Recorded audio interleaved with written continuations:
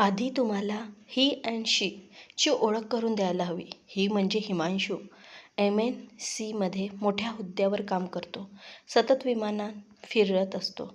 शी म्हणजे शिल्पा. सुंदर दिसणारी एक सज्जन बाई आहे. सक्सेसफुल होममेकर आणि सक्सेसफुल फॅशन डिझायनर आहे. फारच बिझी असते. तिचं आपल्या घरावर आणि व्यवसायावर खूप प्रेम आहे. तिचं रुटीन ठरलेलं आहे. प्रत्येक वेळी ती कामात असते, पण प्रत्येक कामासाठी ती वेळ काढते.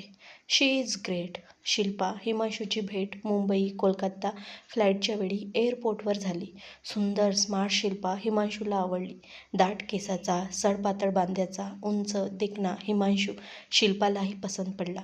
बरेच दिवस त्यांचं डेटिंग चाललं आणि मग दोन्ही कुटुंबाच्या संमतीनं त्यांचं लग्न झालं. कोलकात्याच्या एका मोठ्या रेसिडेन्शियल कॉम्प्लेक्समध्ये त्यांचा सुखाचा संसार सुरू आहे.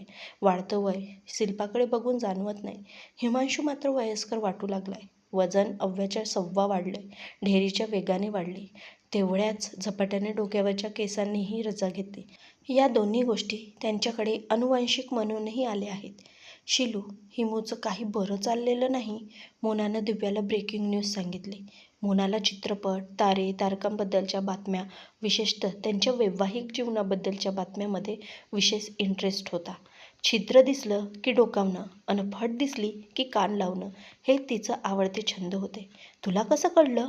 बातमी पक्की आहे ना? दिव्या पूर्ण बातमी जाणून घेणारी होती. अगं, माझी मेड म्हणजे मोलकरीण गौरी सध्या शिल्पाकडे काम करते. कारण तिची मेड गावी गेले तर गौरीनं सांगितलं. दोघं नवरा बायको वेगवेगळे झोपतात. तिनं काहीतरी डिव्होर्स असं ऐकलं. बाकी सगळं इंग्लिशमध्ये होतं ते. तिला नीटसं समजलं नाही. मोना म्हणाली. शिल्पा मॅडम आता फॅशन सेलिब्रिटी झाल्यात ना. बिचारा हिमांशू. शिल्पाला त्यानं केवढा सपोर्ट केला होता. दिव्यानं हिमांशूची बाजू घेतली. शिल्पानं स्वतःला चांगलं मेंटेन केलंय. राहतेही अगदी टिपटॉप. आता त्यांची जोडी फारच विजोड दिसते. मोनाने शिल्पाची कड घेतली. तिच्या हजबंडचं स्टेटस आणि पॅकेज तर चांगलं आहे, दिव्या म्हणाली. फॅशन जगताचं वेगळंच असतं हो. अजून कुणीतरी भेटला असेल. हृदयाची कोणी गॅरंटी देत नाही. ते कुणावरही भाळतं, मोना हसून म्हणाली. मोना, दिव्या, मंजिरी, शालिनी, रागिनी, मोहिनी, अल्पना, नेहा, स्नेहा, प्रतिभा या सगळ्या एकाच भिशी ग्रुपच्या मेंबर होत्या. पूर्वी शिल्पाही त्यांच्यात होती, पण ती कामात गुंतत गेली तशी ती त्यातून बाहेर पडली. तरीही त्या सगळ्याजणी शिल्पाशी मैत्री ठेवून होत्या. अल्पनाच्या फ्लॅटवर त्या दिवशी पार्टी झाली. तिचा नवरा ऑफिसच्या टूरवर होता. लहान मुलं झोपी गेली होती. रमीचे डाव आणि पनीर कांद्याची भजी जोडीला असल्यावर गप्पा कुचाळक्यानं ऊत आला तर त्यात नवल काय? शिल्पा हिमांशूच्या ब्रेकअपची हॉट न्यूज होतीच. तुझ्या गौरीनं अजून काय काय सांगितलंय? मंजिरीचं कुतूहल स्वस्थ बसू देत नव्हतं तिला. डिव्होर्स इतका सोपा नसतो ग. शिवाय मुलगी राजस्थानल्या प्रसिद्ध शाळेत शिकते. मोनाकडे फारसं काही सांगायला नव्हतं. पॅरेंट्समध्ये वाद ताणतणाव असेल की कुटुंब एकसंघ राहत नाही. मुलावर त्याचा फारच वाईट परिणाम होतो. शालिनीनं काळजी व्यक्त केली. खरं तर नवरेना बायकोची प्रगती सहन करू शकत नाही. पत्ते वाटता वाटता शालिनीनं आपलं मत सांगितलं. शिल्पानं अर्थातच अगदी विचारपूर्वक स्टेप घेतली असेल. नेहानं आपले विचार मांडले. शिल्पाला भेटायला हवं. आपली मैत्रीण आहे ती. मॉरल सपोर्ट देणं ही आपली जबाबदारी आहे. रागिनीनं आपला विश्वास बोलून दाखवला. मीही येईन तुझ्याबरोबर. मोनालाही आपल्या जबाबदारीची जाणीव झाली. रविवारी शिल्पा घरीच होती. हिमांशू जयपूरला गेलेला. कारण लेकीला पुढल्या वर्षात दाखल घ्यायचा होता. शिल्पाला खरं तर जयपूरला जायचं होतं, पण नेमकं तिथं काहीतरी महत्त्वाचं काम निघालं. हिमांशूला जयपूरहून मुंबईला जावं लागणार होतं. त्यामुळे शिल्पाची इथं असण्याची गरज जास्तच वाढली. बऱ्याच दिवसानंतर मोना आणि रागिनी घरी भेटायला आल्यामुळे शिल्पाला आनंद झाला. तिनं प्रेमाने अगत्याने त्यांचं स्वागत केलं. हल्ली माझं काम खूपच वाढलंय. मलाही खूप इच्छा असते तुम्हाला भेटायची, पण वेळ कमी पडतो. शिल्पानं आपली अडचण सांगितली. गौरीचं काम आवडलं. मोनाने विचारलं. बरं करते. तशी ही मीरा येतेच आहे 4 दिवसांनी. शिल्पाची गौरीच्या कामाबद्दल तक्रार नव्हती आणि तिची मेड मीरा 4 दिवसात दाखल होणारच आहे. आणि काय म्हणतेस? संसार छान चाललाय?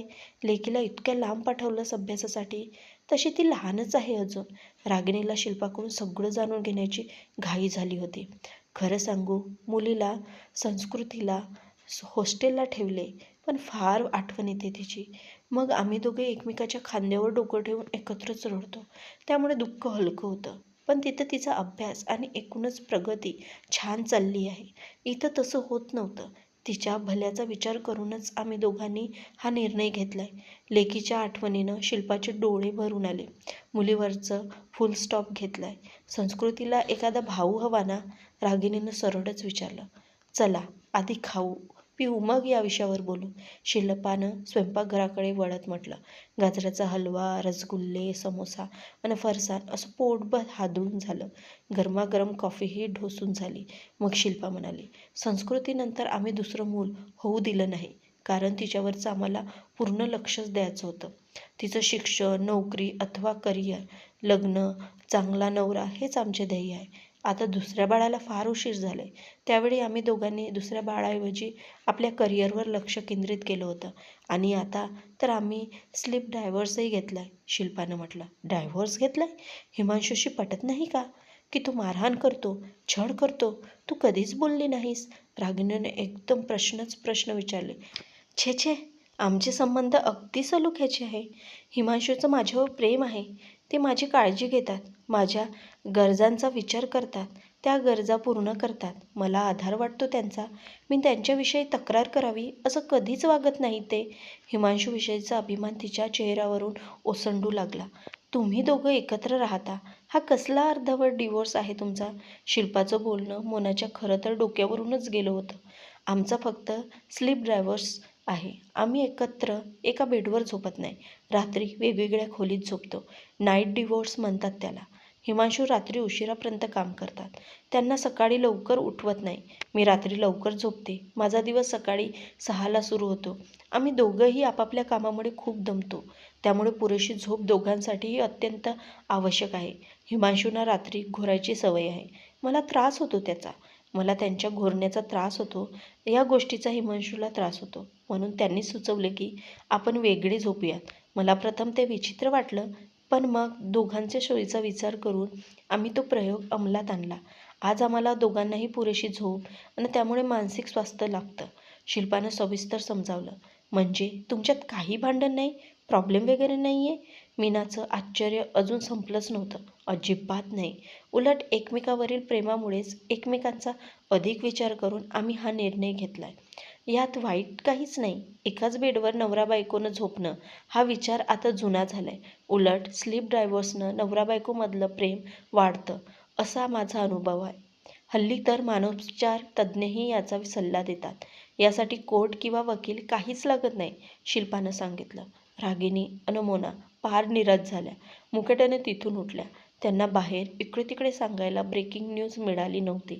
त्या सर्वांची पार निराशा झाली होती. ही आणि शी अगदी मजेत होती. आपलं आयुष्य मजेत आनंदाने जगत होती. मित्रांनो, तुम्हाला कथा कशी वाटली हे कमेंट्सद्वारे नक्की कळवावे. व चॅनलवर नवीन आले असाल तर आपल्या विना व्हॉईस मराठी स्टोरी या चॅनलला सबस्क्राईब करायला विसरू नका. आपण संपूर्ण कथा शेवटपर्यंत ऐकल्यामुळे आपले मनापासून धन्यवाद.